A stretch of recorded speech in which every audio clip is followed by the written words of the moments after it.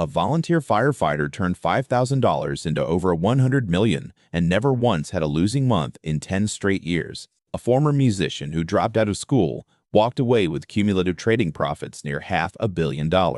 Neither of them had a finance degree. Neither of them had connections. And when you find out what they actually have in common, it has almost nothing to do with intelligence and almost nothing to do with luck. Trading historian Jack Schwager has spent over 3 decades tracking down traders like this, and for his newest book, Market Wizards: The Next Generation, he teamed up with money manager and trading historian George F. Coyle to interview the youngest generation of traders this series has ever profiled, people who built some of the best records Schwager has ever documented, inside markets that barely existed when his first book came out. 2 questions are going to follow you out of this video. First, what is the single trait that actually separates these traders from everyone who tried and failed? Second, and this one matters more than you think, does the old-school discipline that built these fortunes still work inside today's faster, noisier markets? Both answers are coming, and the second one lands harder than you expect. By the end of this breakdown, you'll understand the psychological architecture behind traders who turn small stakes into life-changing fortunes, what we call inside the vault, the architecture of conviction. If you want real financial intelligence instead of tips you'll forget by tomorrow, hit subscribe and tap like right now, because that's exactly what this channel exists to give you. Let's get into it. The strategic breakdown, the Unfinished Apprentice. Now we step into the foundation of this book, the idea Schwager and Coyle build everything else around, and we will call it the Unfinished Apprentice. Schwager has spent over 3 decades interviewing the most successful speculators alive, and for this installment he brought in George F. Coyle, a money manager and trading historian who built his career studying the timeless patterns shared by exceptional traders across generations. Together they went searching not for veterans with decades of scar tissue, but for a younger breed entirely. What they found unsettles the entire mythology around trading success. Most people assume mastery requires decades. These traders proved otherwise, often achieving extraordinary results within years rather than decades, while carrying the same emotional intensity, obsession, and risk discipline the legends of the original market wizards displayed at their peak. The deeper layer most readers miss is that youth did not make these traders reckless. It made many of them more adaptable to markets older traders admit they no longer fully understand. Most people listening right now assume that if they had simply started trading earlier, they would already be wealthy. That belief feels comforting, but it is mostly an excuse. Age was never the variable that mattered inside this book. What mattered was something far more uncomfortable to admit. Something about how a person responds the very first time the market takes their money and tells them quietly that they were wrong. And what I'm about to share next is the part of this book that most people never even reach, because it demands you look at your own last loss with a completely different lens. And that is where this book becomes dangerous to read passively. Schwager and Coyle's interview style is described as knowledgeable and incisive, designed specifically to pull out the human side of trading. The humor, the wreckage, and the quiet private moments most traders would never volunteer on their own. This is where mainstream advice collapses completely because most financial content sells you a system. This book sells you something closer to a mirror, and most readers are not prepared for what they see reflected back. But the foundation is only the entry point. The real proof of this idea lives inside 3 specific traders whose stories the book uses to make its case, and one of them built a fortune so large it sounds almost fictional. Before we get there, there's something you need to feel first, because the next story is not really about trading at all. It is about what happens when someone refuses to let one identity define the rest of their life. The musician's $500 million. The next story Schwager and Coyle introduce becomes the emotional center of the book, and we will call it the musician's $500 million. One of the traders profiled is a former musician who dropped out of school entirely to chase a career in markets instead of a career on stage, a decision that would have terrified almost anyone watching from the outside. Today, that same person's cumulative trading profits total nearly $500 million, confirmed directly in the book's own description of its featured traders. Sit with that for a moment.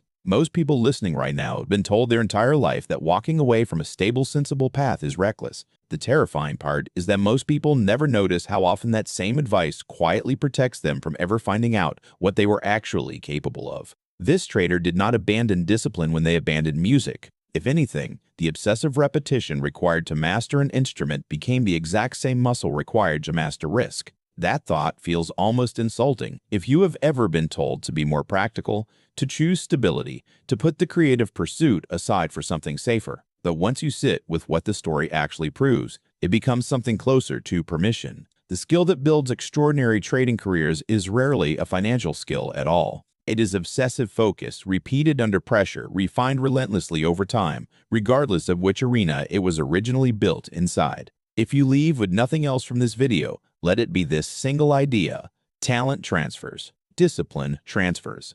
The specific domain where you first built your obsession matters far less than whether you ever built one in the first place. And late at night, when you put your phone down, a small voice probably asks you whether the thing you are obsessively good at right now could ever become something more than a hobby. This book suggests, quietly, that the answer might be yes. But the musician's story is not the most unlikely one inside this book. There is another trader whose starting point makes $500 million look almost inevitable by comparison, and what happened to them completely reshapes how you should think about who is actually allowed to become wealthy in markets like these, regardless of background, pedigree, or connections. The security guard's escape velocity. We now arrive at the chapter the book treats almost like a thesis statement, and we will call it the security guard's escape velocity. Another trader profiled in this book once worked as a security guard before turning an initial stake of just $5,000 into more than $100 million in under 12 years, a transformation confirmed directly in the book's published account of its featured traders.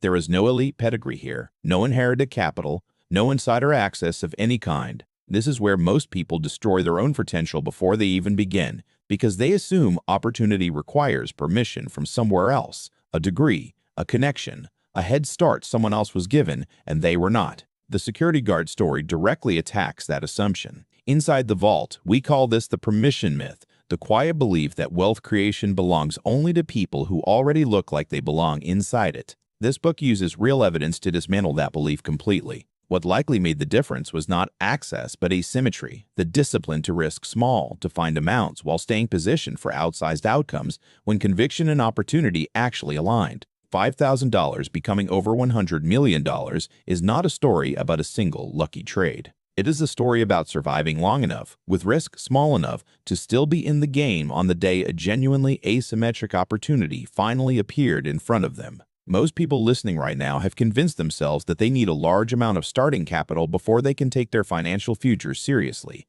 That belief is comfortable because it removes responsibility. But the deeper layer most readers miss is that capital was never the bottleneck for this trader. The bottleneck almost everyone underestimates is the willingness to stay disciplined long enough for a small account to survive its own early mistakes. And late at night, when the numbers blur and the screen goes dark, a thought creeps in. Maybe the barrier was never capital, but the quiet fear that you don't actually deserve the kind of success the numbers are showing you. This next idea is the reason this book has remained essential reading across generations of traders. The next story belongs to someone whose advantage was not explosive growth, but something almost the opposite, an unbroken streak so consistent it sounds nearly impossible, and what it reveals about consistency, and the one quality that every trader in this book possesses but almost no one talks about, might be the most useful idea in this entire breakdown: the firefighter's undefeated decade. We now enter the story of a volunteer firefighter who has not recorded a single losing month in over 10 years of active trading, a streak confirmed directly inside the book's own description of its featured traders. Most people hear that statistic and assume genius. The vault perspective on this is different and has almost nothing to do with prediction. What I'm about to tell you is the part of this book that most people never even reach, because they assume the most exciting chapters are the ones with the biggest dollar figures. An unbroken 10-year streak is not produced by being right more often than everyone else. Markets do not reward being right. They reward surviving long enough, with risk controlled tightly enough that being wrong almost never costs you anything close to catastrophic. Most people listening right now believe trading success means predicting the future correctly. Deep down, though, you already suspect this cannot be the full picture, because nobody predicts the future correctly for 10 consecutive years without a single losing month. What this trader almost certainly mastered instead is something closer to professional risk containment, the same instinct that runs through a firefighter's training, where the goal is never heroics. The goal is making sure nothing ever gets completely out of control. This is where the psychology of risk becomes truly unsettling, because most retail traders are taught to chase big wins,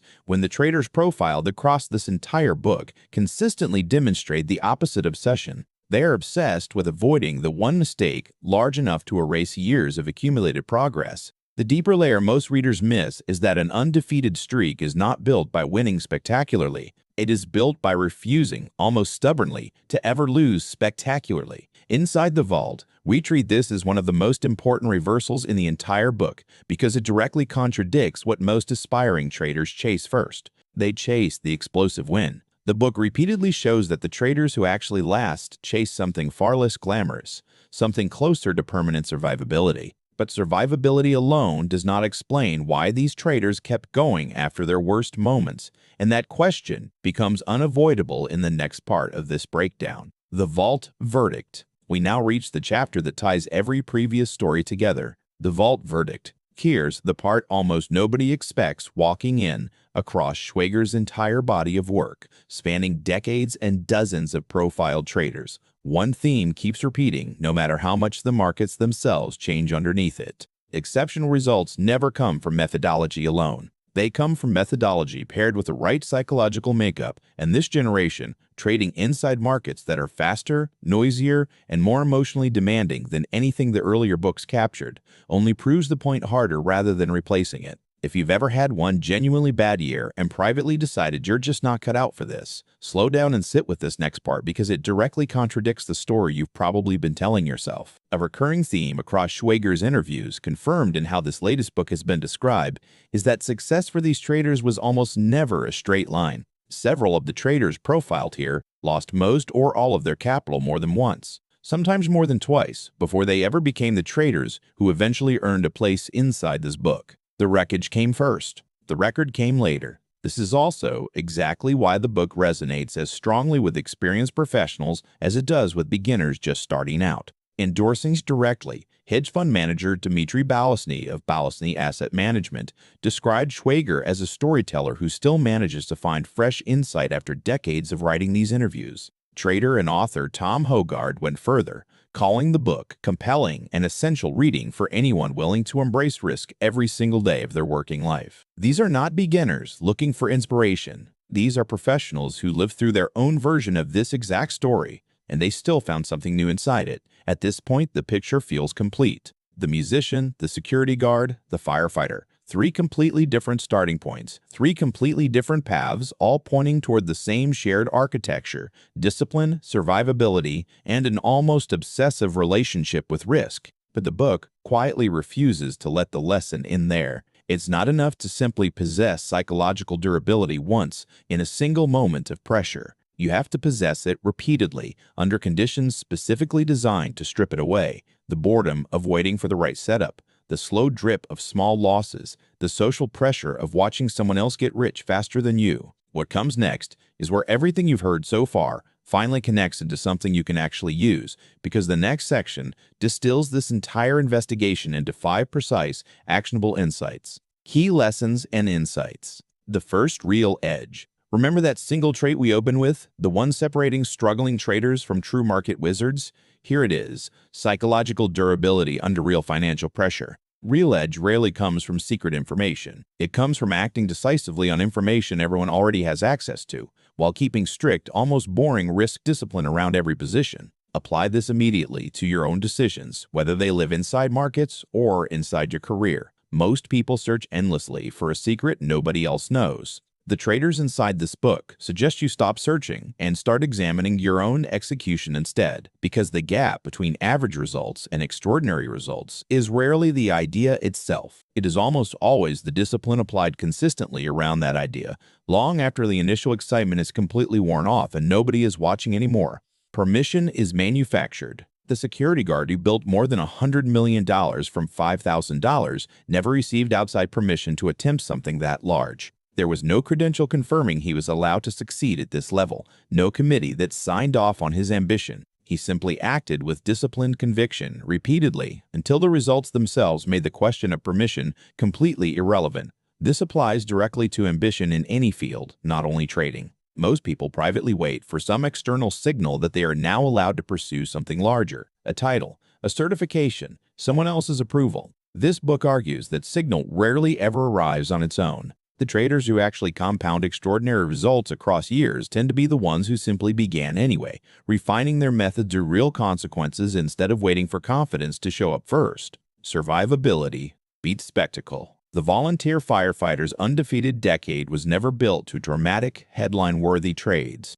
It was built with the unglamorous, repetitive discipline of controlling risk so tightly that no single mistake could ever threaten the entire account. Spectacle attracts attention and views. Survivability is what actually compounds wealth across a decade or longer, quietly, where nobody is filming it. This lesson applies just as directly to building a career, a business, or a relationship as it does to building a trading account. Most people chase the dramatic breakthrough moment, the viral win, the single decision that supposedly changes everything overnight. The traders in this book repeatedly demonstrate that the breakthrough moment is usually just the visible tip of years spent quietly refusing to let any single failure become permanent or catastrophic. Failure is data, not verdict. Nearly every trader profiled across the Market Wizard series, this newest volume very much included, experienced devastating losses before ultimately achieving the extraordinary results that got them into these pages. The traders who survived treated those losses purely as information to refine their approach,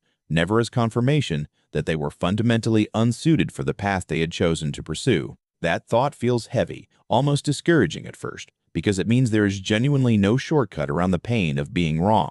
But once you actually accept it, something genuinely empowering happens. You realize the barrier was never permanent in the first place. Every loss becomes raw material for the next iteration instead of a verdict on who you are. The traders who lasted did not avoid failure. They metabolized it and kept moving, the compounding of character. Last one, and it ties every previous insight together. Schwager's entire body of work, spanning decades and dozens of profiled traders, keeps arriving at the same uncomfortable conclusion. Methodology can be taught in a weekend by anyone with a whiteboard. Psychological makeup, the patience, the accountability, the relationship with risk takes years of deliberate repetition to build properly, and it compounds far more reliably than any single strategy ever could on its own. Apply this lesson by treating your own discipline as the actual asset you are building, separate from whatever specific method or strategy you currently use. The musician, the security guard, and the firefighter all eventually build completely different methods suited to their own personalities and temperaments. What never changed across any of their stories was the underlying character compounding quietly underneath every single decision, year after year, long before the dramatic results ever became visible to anyone else watching from the outside. The vault closing. There is something this book quietly insists on that most financial content actively avoids saying out loud, which is that wealth built without psychological durability rarely survives contact with a genuinely difficult market. Most summaries skip this entirely. We will not, because pretending discipline is optional is exactly the kind of comfortable lie that keeps ambitious people stuck exactly where they already are, waiting for a better strategy instead of building a more durable version of themselves. Here is the one action worth taking inside the next 7 days. Choose a single financial or professional decision you have been avoiding, specifically because the outcome feels uncertain, and instead of waiting for more confidence to arrive first, define exactly how small and controlled your first attempt at it can be. The traders inside this book did not wait for certainty. They simply made the cost of being wrong small enough to survive, repeatedly, until conviction eventually caught up with action. And remember the second question we left open at the very beginning, the one about whether old discipline still holds inside new, faster markets. It does, and that is precisely why this book exists at all. The tools changed completely. The technology changed completely. The psychological architecture required to survive long enough to compound real wealth never changed, not once, across 3 decades and an entire new generation of market wizards. If this breakdown gave you a genuine, unfair advantage today, that is exactly what the Book Vault exists to deliver consistently, video after video. Like this video, subscribe to the channel, and comment below with the one idea from this breakdown you are taking directly into your own decisions this week. You are not just watching a summary right now. You are stepping into a private community of ambitious people who refuse to stay average, and we will see you inside the next one.